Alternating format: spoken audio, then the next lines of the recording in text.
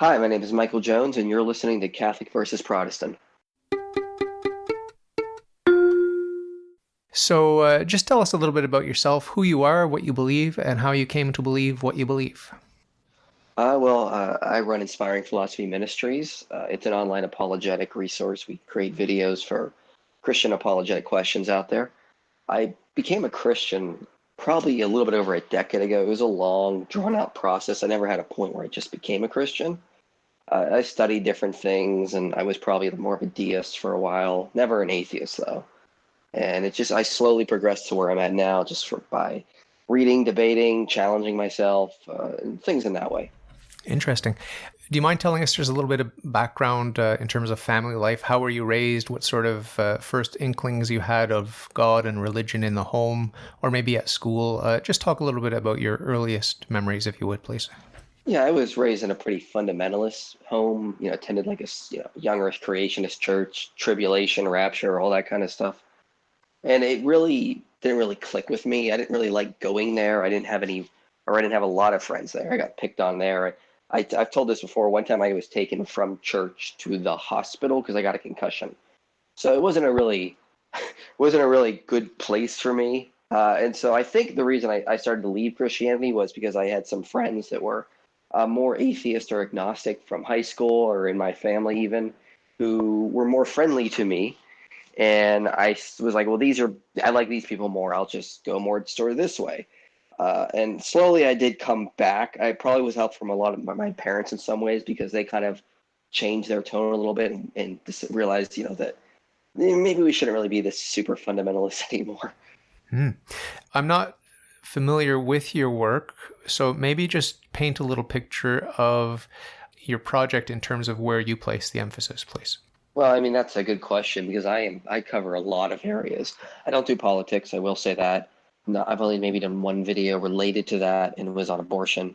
But no, I'm not big politically, but I do cover a lot of areas with regards to apologetics and the intellectual side. So I defend New Testament reliability, the resurrection argument. I've defended various arguments for God's existence. I've defended the Trinity.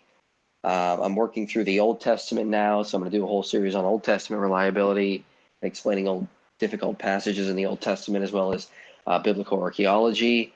So I do a lot, and then I also do other videos as well, like problem of evil, problem of hell, that kind of stuff. And I've done things that are sermon-esque, like little videos like that. Like I did one recently on depression. So I cover a lot. I don't know. I would get bored if I just specialized in one area. So I want to branch out and cover a lot of things. I'm famous for a couple debates I've done where I defend Christianity with regards to it being beneficial against atheists who claim Christianity is dangerous or harmful. And I've gone through a lot of the studies on that, and I know too much on the social sciences with regards to that. So, I mean, I cover a lot of different areas. Okay. And I know you don't like talking about denominations and stuff like that, but do you have a label for your denomination? And do you worship on Sundays or on Saturdays, or do you have a congregation that you like to attend one day a week? I do. I don't like to talk about it that much because I don't think it's that important, and I try to work on bringing Christians together and defending the faith in general. So the only dispute I really get into is evolution versus creationism because I just see some of the creationist ideas as being more detrimental than fighting it. So that's about it. Oh, okay. Are you willing to talk about that? Because I'm a young Earth creationist. Yeah, sure, I can talk about it. So my position is that although I do accept evolution when I talk about Genesis and I debate this, I just simply argue Genesis is compatible with any view of science, whether it's a young Earth, old Earth, theistic evolution. It says nothing about origins. And so that's what I tend to focus on. Okay. Yeah, I agree completely. The scriptures can be interpreted to agree even with Aaron Ra's worldview. I mean, he uses the scriptures to defend his own worldview. So, yeah, when it comes to interpretation, if you're using private judgment, you can interpret anything to mean anything. So, yeah, I definitely was not brought to young Earth creationism by Holy Scriptures. I was brought to young Earth creationism by the Holy Roman Catholic Church and her dogmas. So there's not really going to be a lot of push and pull between us because we're speaking completely different languages, right? Yeah, I've talked to a lot of ex-Christian atheists who they say that's the first thing that got them down in Christianity was they were told that you're a Christian, you have to be a Young Earth Creationist. And so that's why I tend to talk on this, and I tend to present a case that's compatible with theistic evolution and what I think is the most compatible with what the ancient author intended to tell us. You know, a lot of people leave the church because of sexual morality. It's too strict, so they just decide, I'm going to keep sinning with my favorite sexual sins, and I'm going to say bye-bye to Jesus Christ and his church. So do you think that would constitute a good reason to change your stance on sexual morality of Christ and his church? Because you want to sin? No. Okay, so it's the same thing with Young Earth Creationism. People leave because they don't want to believe in Young Earth Creationism. They'd rather be part of that consensus that evolution is the case. I don't think it's a good reason to endorse evolution. Do you see the connection I'm making? Well, yeah, I would try to draw a distinction between the connection. And the first one you're mentioning, people leave because they personally want to be sexually immoral. That's fine. But what I hear from atheists is they started doubting Christianity, not because it was a desire to leave Christianity, but because facts were not lining up. And Christianity started to not be consistent with reality. It seemed to be more of a fable to them. And so they're told that if you're a Christian, you have to believe the earth is 6,000 years old and reject evolution. And they go off to university or college and they find that there's a lot of evidence for the theory of evolution and for the age of the earth. And they go, well, this just must mean Christianity got something wrong and it can't come from an omniscient God. Yeah, this is like usually in songs about adultery or whatever, they emphasize that notion that it can't be wrong because it feels so right, it's so natural, it's so pleasurable. So this is the hard reality that people are confronted with their sexual morality. So it's the same thing with evolution versus creationism. People say, well, it doesn't feel good to look like a moron in front of my classmates at university, so I'm going to go along to get along, and it feels so natural. I feel so much better now that I joined the evolutionists, and all of that pressure has been relieved. And how can something so wrong feel so right? It's the same. It's exactly the same thing, I would say. But we don't need to dwell on this. I mean, if you have something else you want to add to that, and then we can move on to other aspects of evolution, because I do have some questions about evolution for you.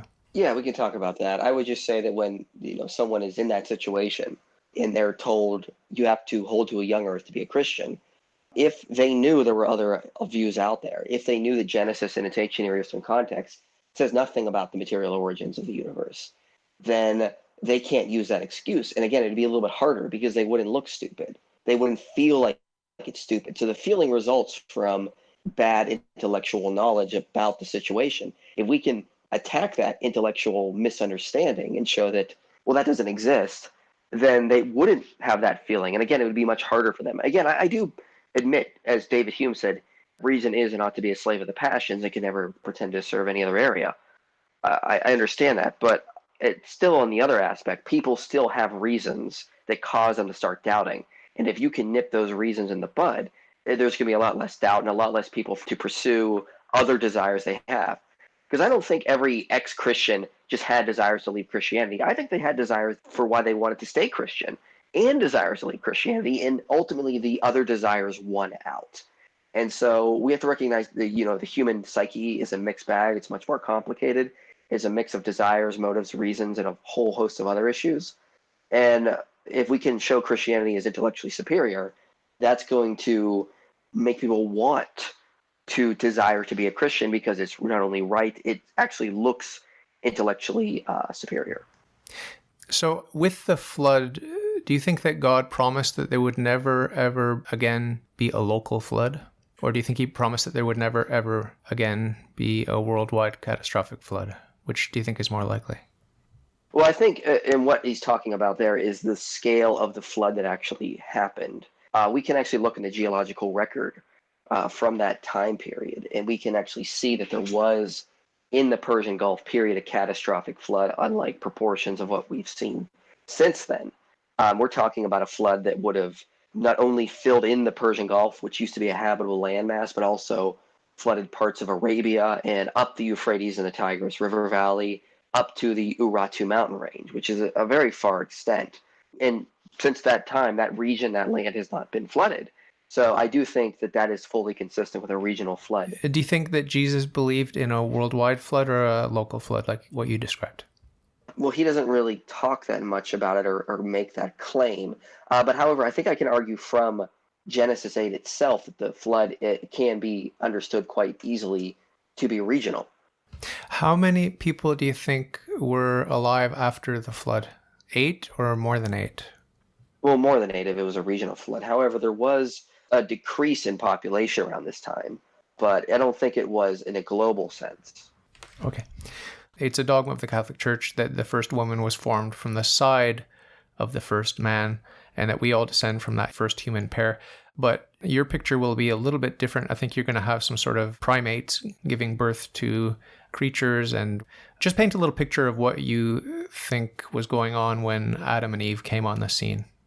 Well, let's be clear. The Bible never actually does say Adam and Eve were the first humans who ever existed. People tend to jump to 1 Corinthians 15 when I say that.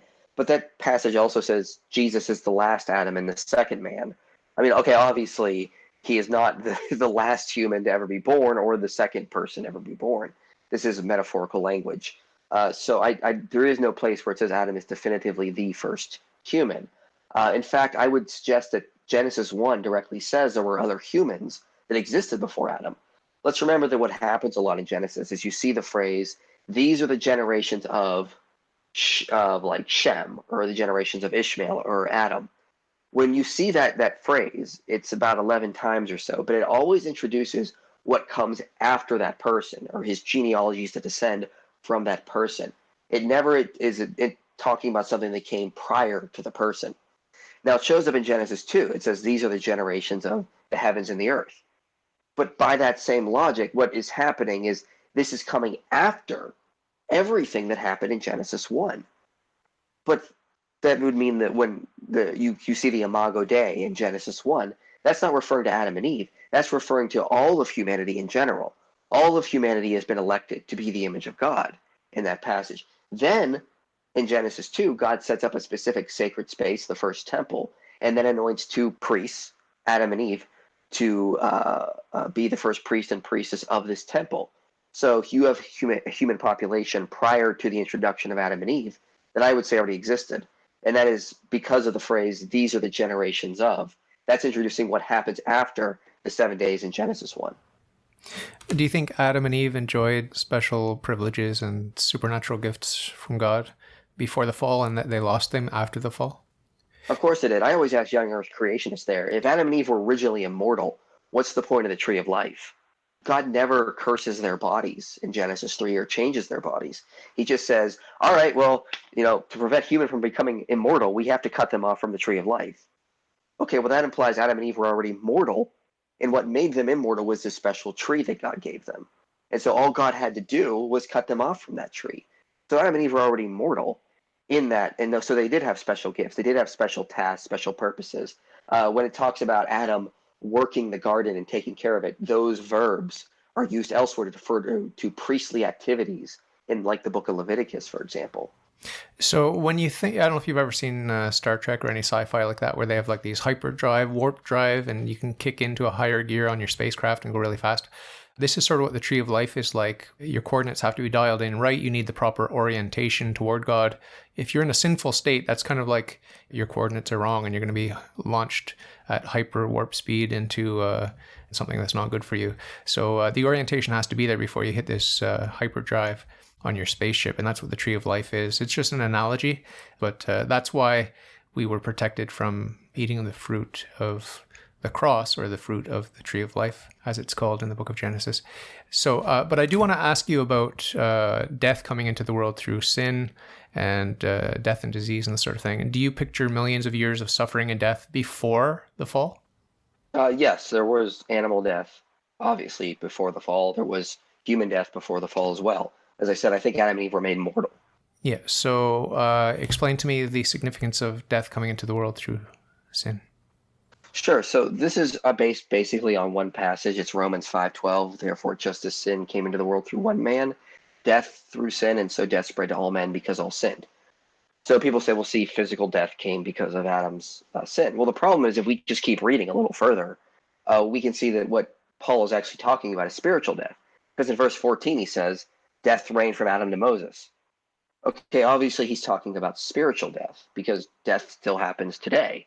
It didn't just stop when Moses came on the scene. And then later in the same passage, he contrasts life with grace offered in Christ and condemnation with death. So he's obviously talking about spiritual death here. So I think a lot of people take this passage out of context. And I think in Genesis 1, we actually do see the command that there is death implicit in some of the commands. So remember, they says that, to all of mankind, subdue and rule over the earth. If you like me, you remember hearing sermons on these passages about how we're supposed to nurture and care for the animals and everything. But these verbs are actually a little bit more violent than people realize. Joshua John Van Ee wrote a paper called Death and the Garden, and he has pointed out that these verbs refer to enslavement, they refer to conquests, they refer to trampling underfoot. These are very harsh terms. And what he's basically arguing is he's saying in the command to subdue and rule over the earth, humans are given animals for their full use. We can use them to till the ground, we can eat them and whatnot. And that seems to be pretty inherent in the passage itself. And then in addition to already having animal uses, we're also given vegetables as well. So the command that you can eat all the herbs and the greens, that's in addition to already having animals for their full use. But in your worldview, your understanding of Christianity, just describe to me that first human, how they came into being, please. They would have evolved. They'd be part of a population that evolved slowly from earlier hominids. If they had siblings, is it guaranteed that their siblings were also human, or is there a chance that they were the only one that was human among the children of their parents? Well, I mean, I think that's hard to really say because that's not really how evolution works. It's a very slow, gradual process for the most part. Now, there is some evidence that evolution can happen more rapidly, like through Barbara McClintock's work on stress-induced evolution, as well as what James Shapiro has been arguing. But even that is still very slow in terms of what we think is rapid. But no, I think there was early hominids that slowly had brain size getting to the point. I don't think there was ever really a point we could say that, yes, this was a human and its parents were not humans, because everything always produces what it already is. And so I don't think that there's really a point where humans come in. This was a gradual process. It's gradual, but there is definitely a first human, no? And what would that have looked like? And are you superior to that human, or is that first human superior to you in terms of proximity to God, wisdom, understanding, freedom from disease, and all these sorts of things that the Christian church has attributed to Adam and Eve, that they were far, far superior to us? Well, I don't think they were superior to us. They basically have the same brains as we do for the most part. They just, worked a little bit differently because the early humans were more versed in different areas for terms of survival, whereas we more specialize in one specific area and focus our brains in that ways. The brain is quite plastic, so it can go in many different directions regarding what your environment is. There is no evidence that we are smarter than our Homo sapiens some 10 to 15,000 years ago. I think you'd have to go back like somewhere between 50 and 100,000 years ago to the intelligence starts to actually decrease in terms of what the humans were. But those were Homo sapiens. We're technically Homo sapiens sapiens. So it's a little bit different even in that. So no, I don't think we're better or off than them or anything. That's not what evolution even says. I want you to paint a little picture of the Garden of Eden as a paradise, because this is the traditional Christian understanding of Eden, is that it was a paradise and there were no thorns or thistles or disease or death. But your vision of the Garden of Eden, it doesn't sound like a paradise. It sounds like a savage bunch of dimwits who are barely above the beasts. So paint a little picture for me to convince me that you believe that our first parents inhabited a paradise. Well, let's back up. I don't think it was inhabited by dimwits. As again, I said we had the same brains as them. So calling our ancestors dimwits is calling us stupid because we have the exact same brains as them. It's like when I love when atheists say that the Bible was written by moronic goat herders. Well, you have the same brain as them, so I wouldn't want to make that decision. But no, I do think the Garden of Eden was a paradise. That was the whole point of making a garden. Because, obviously God tells them in Genesis 1, you needed to subdue and rule over creation. If the whole earth was already a paradise, why is God telling them to basically create a violent war conquest on the earth if it was already perfect? So God sets up a base of residency that is a paradise, Eden, and he says, I want you to spread this to the whole earth, subdue and rule it. What I did here in Eden, I want you to do for the whole earth. And of course, we failed. So I do think Eden was a paradise. We were meant to spread that out, and we failed. When God punishes Adam and Eve, he just exiles them from paradise, and they just go back into the chaotic wilderness from whence they were taken out of from. So you don't think they were dim-witted, but they had advanced so marginally over their hominid parents that you hesitate to even say that there could be any distinction made whatsoever between their hominid parents and themselves as humans. If you're assessing someone's intelligence today and you compared them with an ape, most people would find that insulting because apes are dim of wit. So explain to me how a creature that evolved from apes, and only marginally so, is not dim of wit. Well, again, it's the data shows that we have the same brains basically as them in terms of size. I mean, there's a little slight variations and change, but I mean, we still have the same brains. We're still the same Homo sapiens sapiens. We're not bound to our environments and have not been for thousands of years. So we're not being constantly forced by our environment to go a certain way. Also, there have been studies on brain size, and they have shown that if your brain gets a little bit bigger, you actually wouldn't be as intelligent because information would not be able to travel as fast. It'd be too big and it would be too large, it would cook itself. If you get a little smaller, of course, you get a little less intelligent as well. So we are actually at like the perfect medium. We're right in the perfect middle in terms of how big your brain and how intelligent you can get.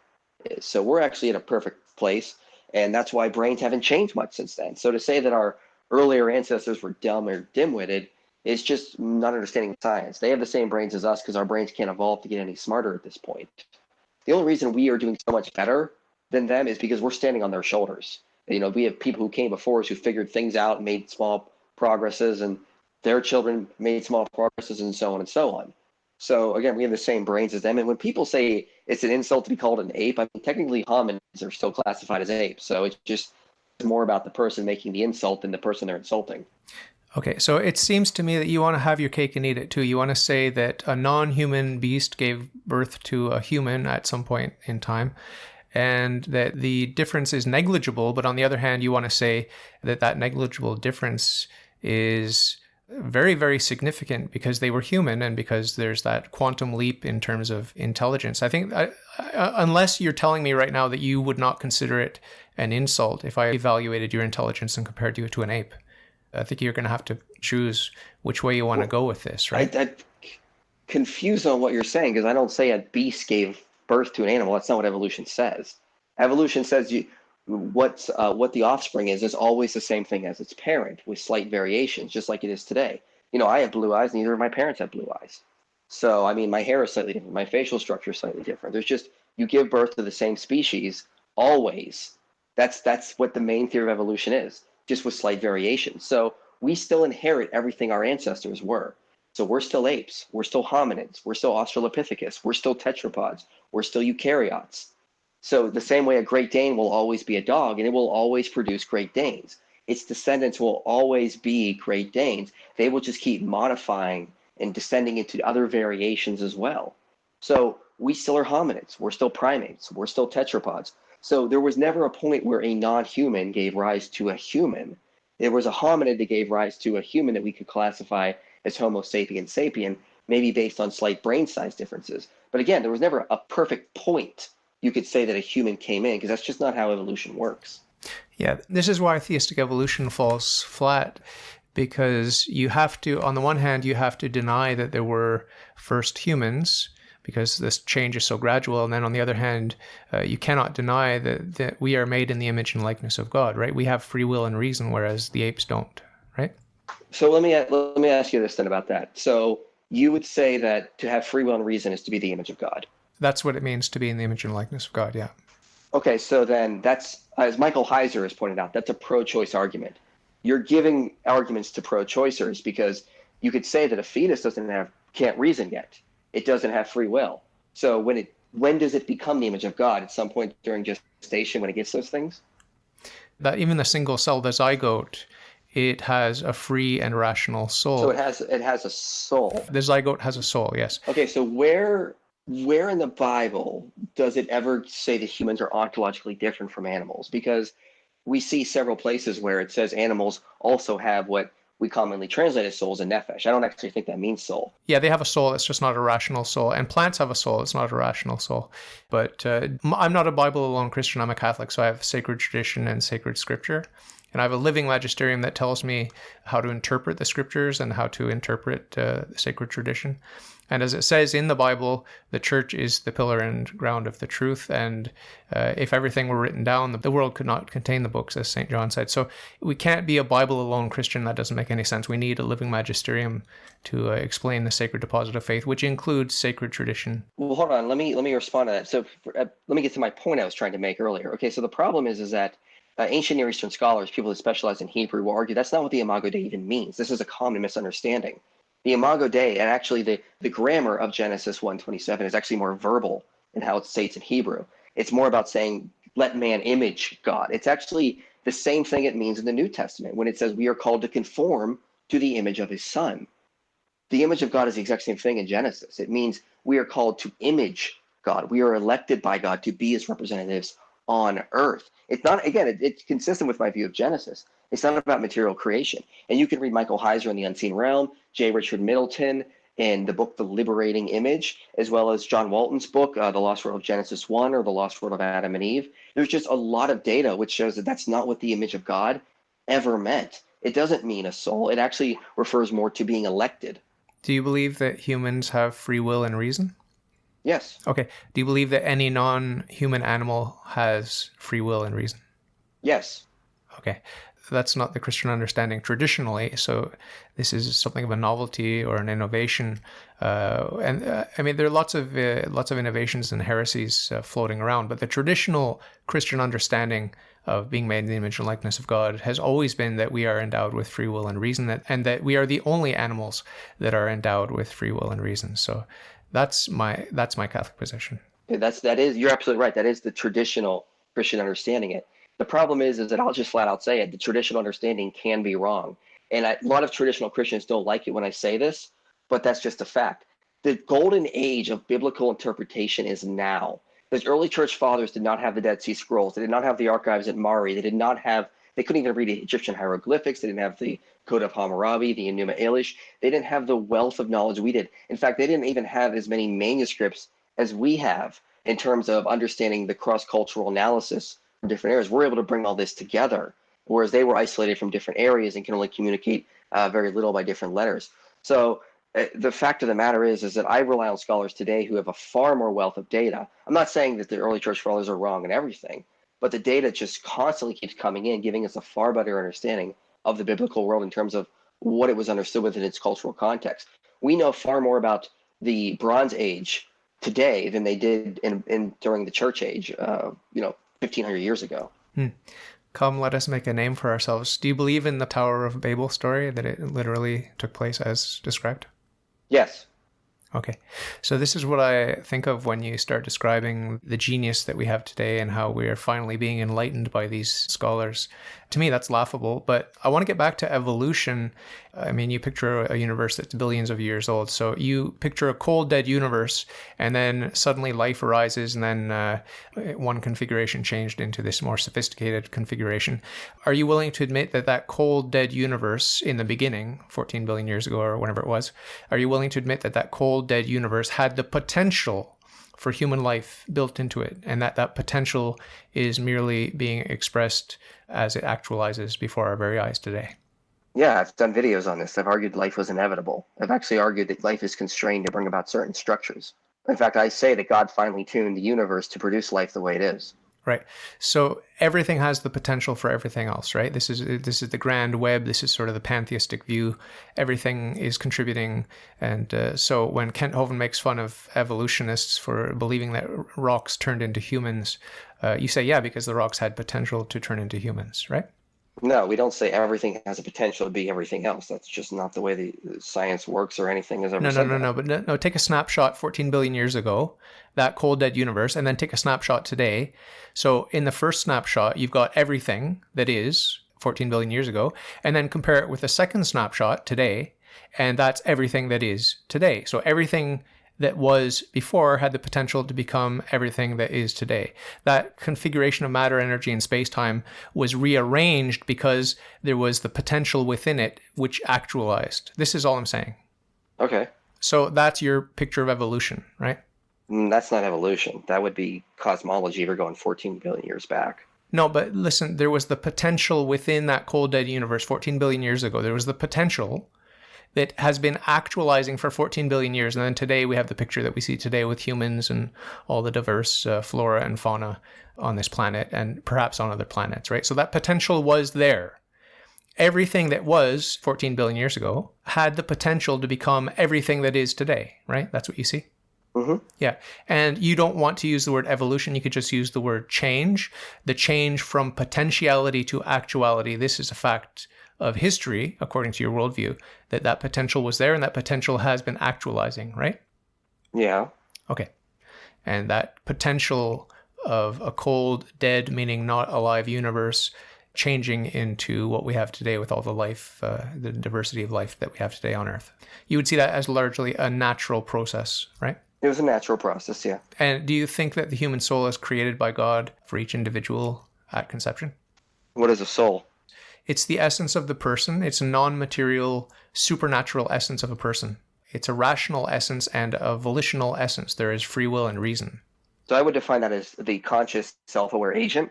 For me, the soul is defined in terms of when theologians speak of a soul-building theodicy.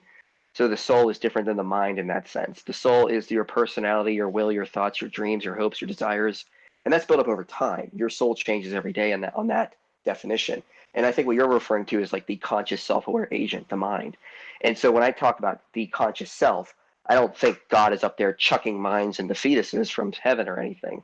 I'd said that consciousness was, since I'm an idealist, I say consciousness is sort of somehow fundamental to the universe. And so consciousness has always been there. And different souls spring up within the conscious environment. And so different self-aware agents begin out of that underlying consciousness to the whole universe. Are you aware that it's a dogma of the church that the soul is the form of the body? This is an infallible doctrine of my church, the Catholic Church, and it's been traditionally understood ever since the Council of Vienna that this is the definition of a soul. It's the form of the body. I mean, it sounds like you're just trying to make a name for yourself in the Catholic Church instead of trying to discern the evidence and truth of what is out there.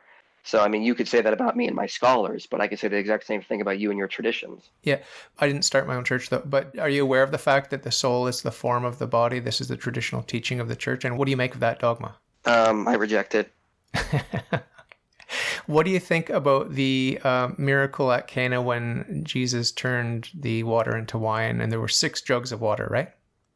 Mm-hmm. Did that wine appear to have a history? No. Was there an apparent history to the wine? Were the guests taking it for granted that there was actually a history to the cultivation of those grapes and the fermentation of those grapes and the process by which that wine came into being, or not? No. It was a miracle. You think that the guests were aware that it was a miracle and that there were no grapes that underwent a natural process of evolution, right? Mm-hmm. Because it says in the Bible that the guests thought that this was a better wine than had been served at first, and that usually they use the good wine at first and then they serve the bad wine, right? Mm-hmm. They thought it was real grapes that were made, but we know from reading the story that it wasn't. Yeah. Just because there's a perceived history doesn't mean that there's an actual history, right? So when you look at the evidence for evolution, it doesn't necessarily mean that the story unfolded the way that you assume that it must have unfolded based on natural science and evidence. Because those people that were drinking that wine, they assumed naturally that this wine came about through natural evolution, but it didn't. It was a miracle. So did God plant fossils into various rock layers that date to millions of years old too as well then? I don't know, but I know that God can do what he wants to do and that there's only one immaculate conception. And this is what brought me into Young Earth Creationism, is that Mary is the unique, one and only immaculate conception. So Adam cannot be conceived sinless in any womb, the womb of a human or the womb of a non-human. It's absolutely impossible for Adam to have been conceived without sin. This is the teaching of the church. So natural science is not an impediment to me. Well, what is sin? Sin is the choosing of a lesser good over the highest good. This is what sin is. Doesn't Paul say in Romans 5:13, where there is no law, there is no sin? Well, there were laws. The law is written in our hearts, right? It's not just written on the tablets. The law is written in our hearts. That's what it means to be made in the image and likeness of God, because God is the law. Well, I mean, the image of God is an election point, as the same it is in the New Testament, or how Israel was elected to be the nation. But do you deny that the law is written in our hearts? No, I don't deny that at all, but obviously you agree with me the law changes. This is why you would say that Cain married his sister, even though that was later outlawed in the Levitical law, right? Yeah, there are concessions made, just like with divorce.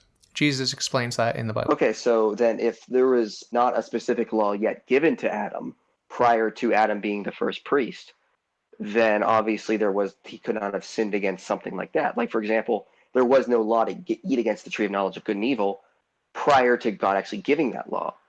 So my main point is Adam could not have broken any covenant prior to God giving him the covenant. So I don't see what that has to do with anything else coming after this, because that's fully consistent with my worldview. And that the reason why there was a fall because there was a covenant given. There couldn't have been a fall unless God gave Adam and Eve a covenant to begin with. Well, the law is written in our hearts, and the first law is the first commandment: put God first, love God above all things, and be obedient to God, right? So this law was in Adam's heart before he fell. That's the only way that he was able to fall, is because he had the law. As you're trying to say, you cannot transgress a law that doesn't exist. So this law was in his heart, the law of love God first and love creatures only for God's sake. So he violated that law because the law was there in his heart. Right. But the law that Adam fell from was the Adamic Covenant. It wasn't this sort of law written in our heart that Paul's talking about in Romans 2. It's talking more about a covenant that Adam fell from. Yeah, but the covenants are formalities. The covenant presupposes a natural law written in the heart. It's absolutely absurd to say otherwise. We have to have the law in our heart before God can manifest some sort of test or some sort of covenant. So was it written in Adam's heart not to eat from the tree of knowledge of good and evil? It was written that he should obey God, yes. But that specific law that he broke was revelation. It wasn't. We don't need everything to be manifest in order to acknowledge that the law is written in our hearts, right? And once God gives us an order, then that law that's written in our heart can become manifest. Are we going to put God first and obey God? Yes or no, right? And God could have tested us in many different ways, and Satan and his demons were tested in a different way than Adam was tested, right? And they failed, and the good angels passed the test. But the law of God was made manifest as a test, but it already resided in God's creatures, and that includes the angels, the good angels and the bad angels. It's just that the test makes manifest what's in the heart. And when I say heart, obviously I'm not speaking of a physical heart. I'm just talking about the essence. Right, but Adam, I mean, you're admitting to me that when Adam fell, he fell from a law he got through revelation. The law written in our heart is just moral laws like do not murder, do not steal. The law that Adam fell from could only have been revealed by revelation. So Adam fell from a covenantal law that can only be revealed by revelation, not the moral law in that sense. He fell from the covenant he had with God.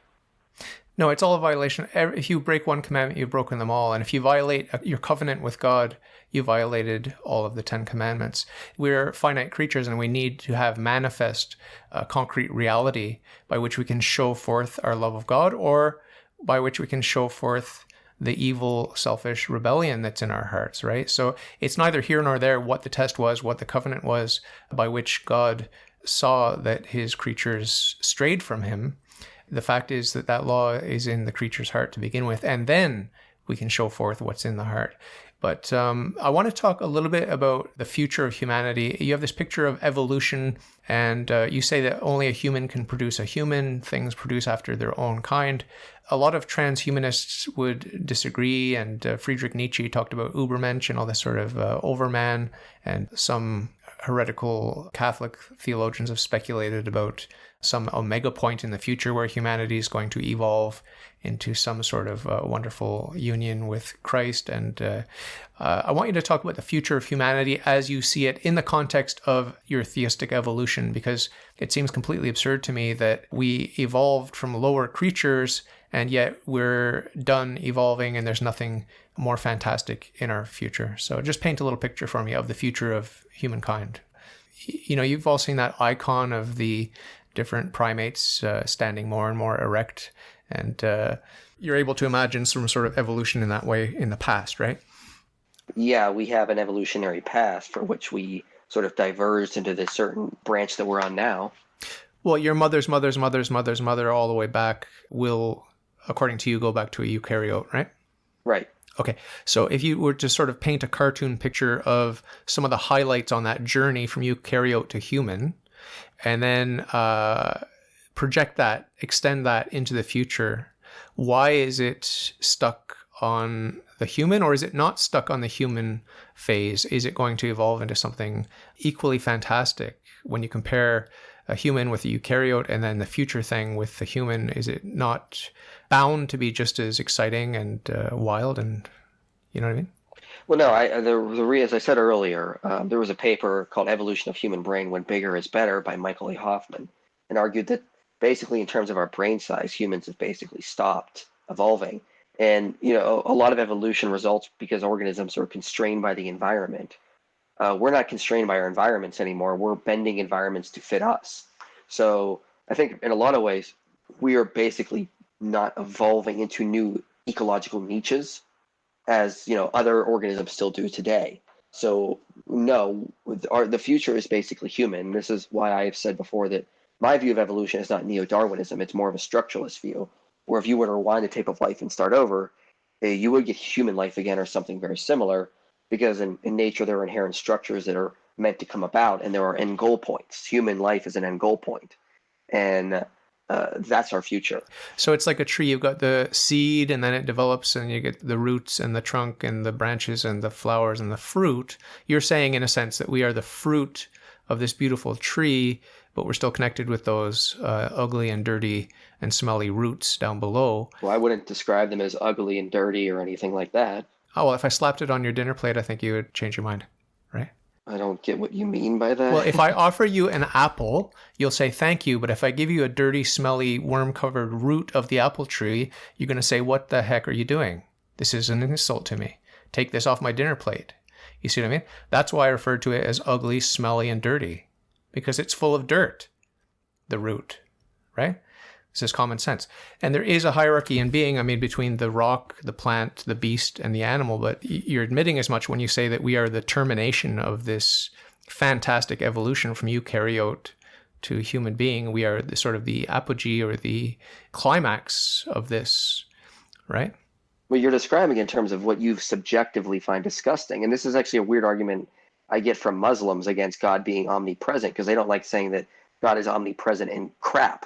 But the fact is the matter, just because you're disgusted by something, it doesn't mean it actually objectively is. We're disgusting to God. Right. I'm not saying that dirt is ontologically bad or evil. I'm saying that dirt is dirty. That's the word I used. And it's smelly. This is a subjective human thing. You would rather smell an apple pie than a dirt pie. That's just the way that we're made. But you're getting hung up on that characterization. What I'm saying is that you're admitting that journey from eukaryote to human is a one-way track, and that there's no going back, and there's actually no way going forward, because you can't imagine something having more than 5 senses, physical senses, the sight, smell, taste, touch, and so forth, right? You're saying we've pretty much maxed out, our brain is optimized, we're completely optimized, and there's nowhere to go from here, right? That's what you said, right? Well, I said we basically reached the point where our brain is not evolving to larger or more intelligent levels. I'm not arguing from incredulity that I can't imagine extra senses. Therefore, there's no senses that we could actually obtain in the future. I'm just saying, based on the data, naturally, we're not evolving anymore. I obviously think the resurrection will be different, but that's a supernatural event and a change of natural laws in the future. Okay, so can you name for me a 4-legged creature in between the eukaryote and the human that's on that same lineage of mother to mother to mother to mother to mother, all the way back to the eukaryote? Is there a 4-legged beast in there somewhere that you can name? I mentioned one, tetrapods. It was the first animal to walk on land, per se. It's the first population of animals to walk on land. So we're still tetrapods in that we're a vertebrate with 4 limbs. Okay, so the tetrapod, let's say the tetrapods, they have a family reunion, they take a picture, and they're all a bunch of tetrapods, mom, dad, and the kids, and the cousins, and the aunts and uncles. And then there's this human photobombing, and they're like, which one doesn't belong in this family photo, right? Because there's one that just looks a lot different, right? So it's the same thing if I took a family portrait of you today with mom, dad, kids, the uncles and aunts, and all your grandma and grandpa, and then there's this weird creature there that is just as jarring and obviously different to your family portrait as the human is in that family portrait of the tetrapods, right? But you're saying, no matter how many millions and billions of years of evolution we add on from the present time, we're not going to have some kind of strange alien-looking creature evolving from humans. Is that what you're saying? I don't understand where you're going with this. Do you understand the family portrait with the tetrapods? And if they showed their distant future ancestor, the human, in there, he'd stand out like a sore thumb, right? He'd stand out like a sore thumb. Yeah. Okay, so today, if we take a family portrait with you and we have this guy from the future, one of your descendants from the future, photobombing, is he going to fit right in because he looks just like us? Or is he going to be wildly different, as radically different as a tetrapod looks to a human? I don't know. I'm not in the future. Take a guess. Which do you think is more likely? Again, I don't know. I've not been there. Again, I don't think humans are going to be evolving into changing into different species over the next several million years, though. Like I said, I think we're pretty much at where we're at. Okay. But I do, at the end of my interviews, I do ask the guests to give the closing thought, just a little message of hope. So what do you think you might be able to say to anyone that's out there listening now? One of the things I would tell people is the reason I'm a Christian is because the evidence really supports it. The same reason I'm a theistic evolutionist, that I don't have to shy away from the evidence because Jesus Christ said he is the way, the truth, and the life. He said he is the truth. So obviously God wants people to find the truth. He wants people to study these things and not just be mindless slaves. And that's one of the beautiful things of Christianity, is that it claims to align with what is truth. And so when you study Christianity, you will find that it does really much align with the evidence out there, and there is nothing to hide away from. There is no problems for it in regards to studying the evidence or things we find in scientific data. And that has beautiful ramifications as well as very interesting ramifications for reality and how we operate. It means that Jesus has risen from the dead. And if Jesus has risen from the dead, then all of our works are not in vain, that there is hope, that there is a bright future to come, and that anyone who wants to can participate in the resurrection itself. And so I don't look at the past as bad or horrible. I work as God making something new and better, and as he's doing right now. And so the best is yet to come, and we all get to be a part of that, which is very exciting.